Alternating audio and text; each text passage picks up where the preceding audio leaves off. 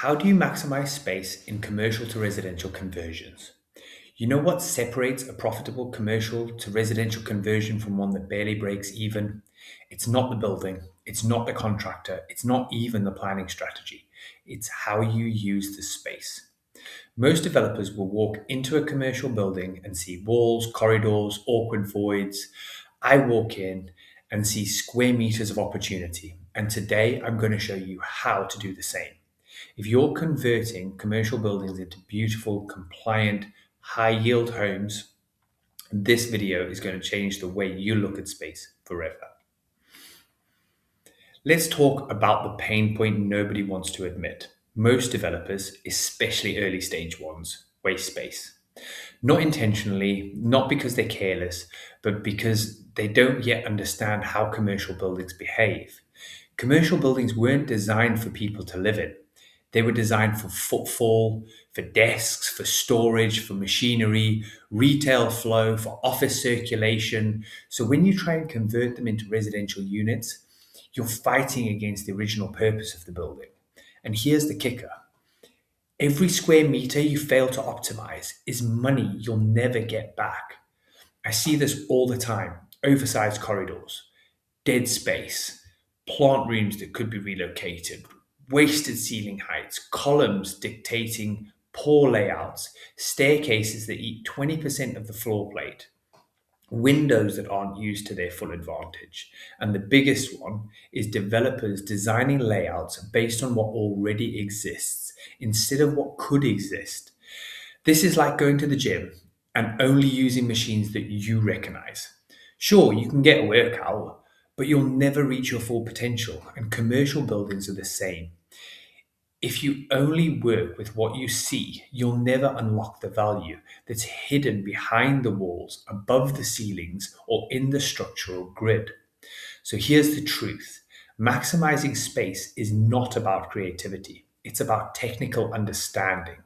You need to understand structural spans, load paths, fire strategy, acoustic separation, natural light requirements, minimum room sizes, escape distances, service routes, ventilation, drainage falls, head height constraints.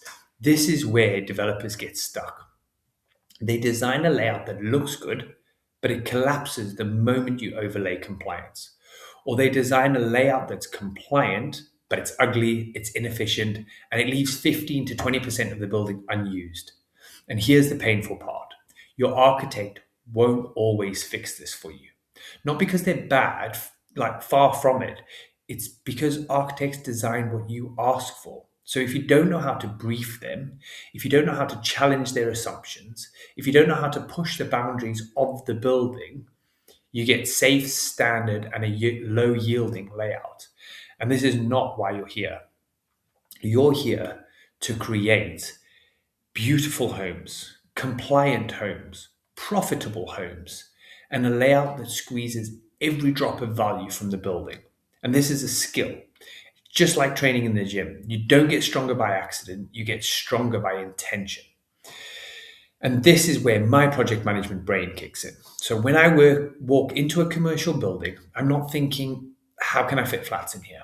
I'm thinking, how can I make this building work for residential use? And that's a completely different question. So project management's thinking systems. So how will services run? Where will the risers go? How will the fire strategy dictate the layout? What's the most efficient escape route? And how do we minimize structural intervention? How do we reduce the corridor space? How do we maximize the net to gross? Designers think in shapes and project managers think in flow. When you combine both, you get layouts that are efficient, compliant, beautiful, profitable. This is the sweet spot. So let me bring you another fitness analogy because that's how I apply it to my training. When you train, you're not just about moving your body. You're optimizing your form, your range of motion, muscle activation, energy efficiency, recovery. So you can have two people do the same exercise, but one gets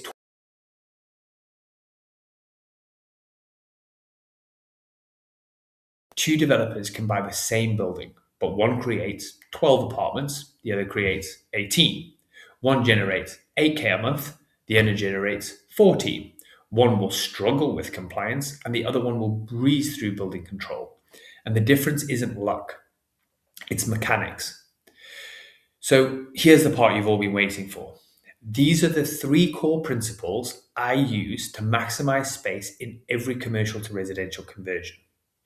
Number one is start with the structural grid, not the existing layout. Forget the walls, forget the partitions, forget the suspended ceilings. You look at column spacing, you look at beam direction, you look at the load bearing walls, the floor spans. This is what tells you what you can move and what you can't move.